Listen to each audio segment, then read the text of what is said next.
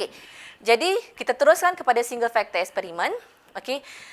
Meaning is an experiment which only single factor varies while all other keep constant. Apa yang dimaksudkan sebagai satu faktor sahaja yang berubah, lain tetap. Contohnya katakan awak membuat penyelidikan berkaitan dengan tentang jagung. Contoh jagung. Okey. Jadi apa yang berubah? Okey. Saya nak buat eksperimen tentang jagung, kemudian saya nak uji kadaran baja yang berbeza. Okey, baja bila sebut baja, dia adalah satu kajian berkaitan tentang nutrien. Okey, jadi nutrien ni ada banyak, ada 16 elemen dalam tumbuhan yang tumbuhan perlukan. Jadi biasanya dia akan buat eksperimen yang berkaitan tentang apa yang dia boleh apply adalah baja. Baja apa? Okey. Baja yang major adalah NPK. NPK lah, NPK. Biasa pakai NPK 15-15 lah, NPK 10-10-10 lah, NPK 8 macam-macam lah NPK. Okey. So, apa yang pelajar nak buat? Dia kata saya nak buat, nak tengok. Saya nak tengok nutrien. Apa nutrien? N. Okey. Jadi, maksudnya di sini, yang dia akan variaskan, dia akan ubah adalah pada N sahaja. P dengan K, boleh usik tak? Jangan usik. Jadi di sini, N dia akan pilih satu yang standard. Kemudian dia akan olah di situ, N mungkin kurang, N lebih dan lebih. P dengan K, jangan usik. Maksudnya, P dengan K ni kena bagi tak? Kena bagi. Tapi jangan usik. Jangan olah dia punya kadaran. Sebab kalau dia olah kadaran P dan K, dia dah tak jadi satu faktor. Dia jadi lebih daripada satu faktor. Dalam experimental design juga, kita ada jenis yang complete dan juga yang tak complete. Maksudnya, complete, incomplete. Okey, complete ni maksudnya, biasanya kalau complete eksperimen ni, dia punya bilangan treatment itu tak banyak. Okey, mungkin paling banyak 20 lah kot. Untuk yang pelajar FYP dan kebanyakannya researcher buat, dia akan buat yang complete. So, incomplete ni, dia benda lain, okey.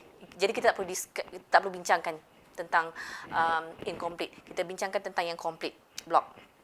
Jadi untuk complete block design ataupun complete complete block design ni, kita ada CRD, RCBD dan Latin Square.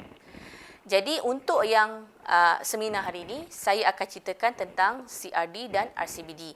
Tetapi sekiranya ada pelajar yang berminat nak tahu tentang Latin Square, boleh bertanyakan saya sendiri secara personal ataupun boleh berbincang dengan awak punya supervisor, penyelia awak.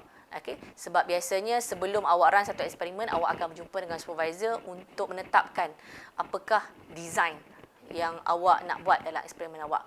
Jadi biasanya bila supervisor tu agreed atau bersetuju untuk awak guna sesuatu design, maka dia tahulah, dia faham apa sebenarnya.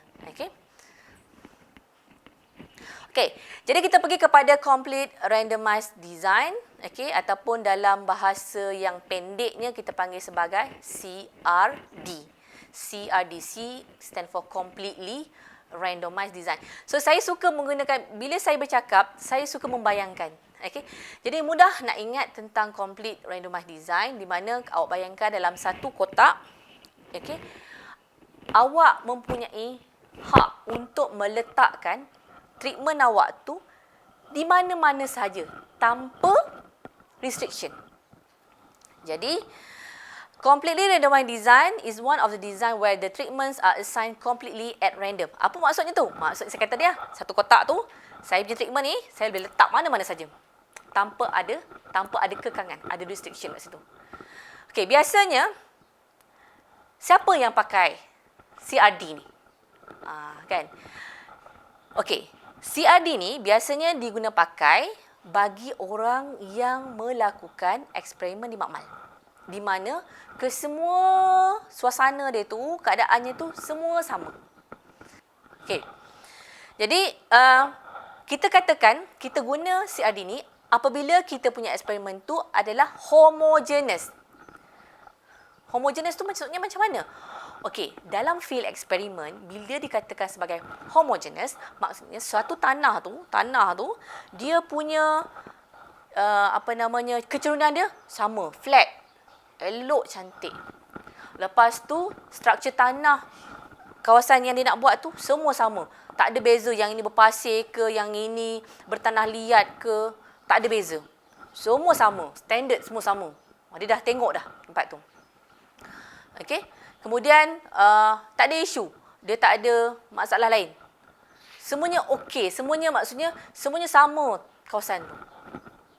Dia boleh guna CRD. Tapi kalaulah dia pergi dekat site eksperimen tu, sekali tengok tempat tu, ada slope. Boleh tak pakai CRD ni? Tak boleh. Kena tukar. Pakai RCBD. Faham? Okey, jadi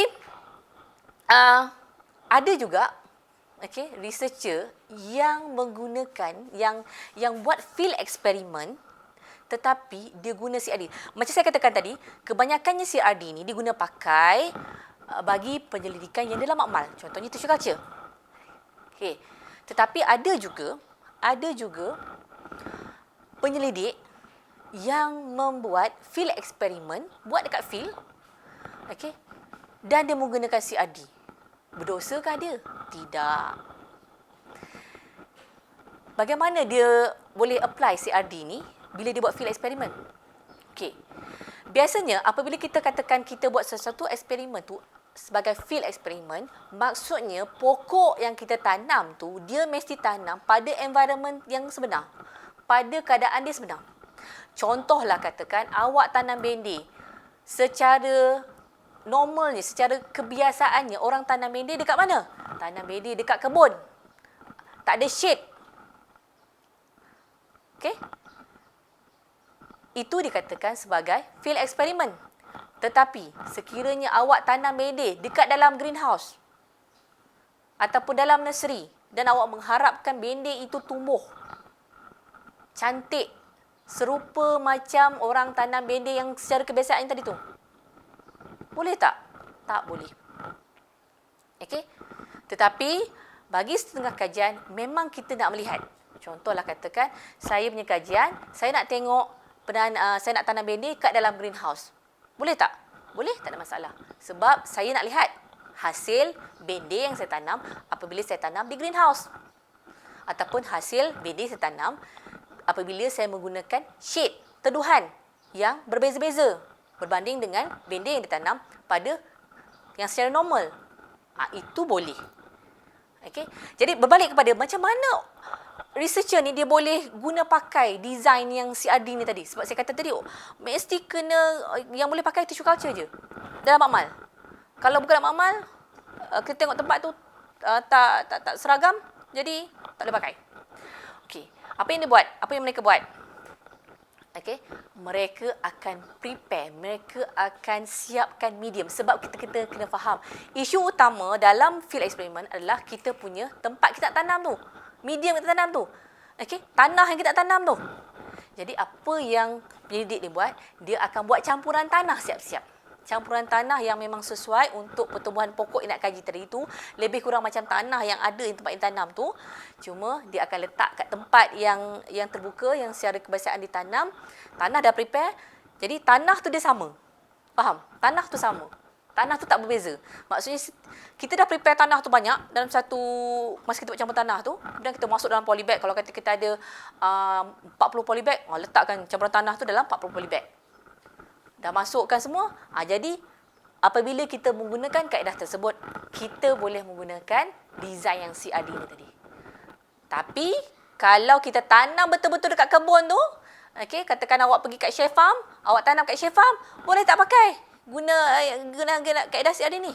Jawapan saya, tak boleh. Okey. Awak kena tengok dulu site awak tu macam mana. Okey. Jadi kalau ada slope, ada macam apa, ada slope kat situ, ataupun ada kawasan yang tengok ada berair tanahnya, ataupun ada yang berlopak, dia tak seragam, tak boleh guna pakai. Jauhilah design ni. Okey?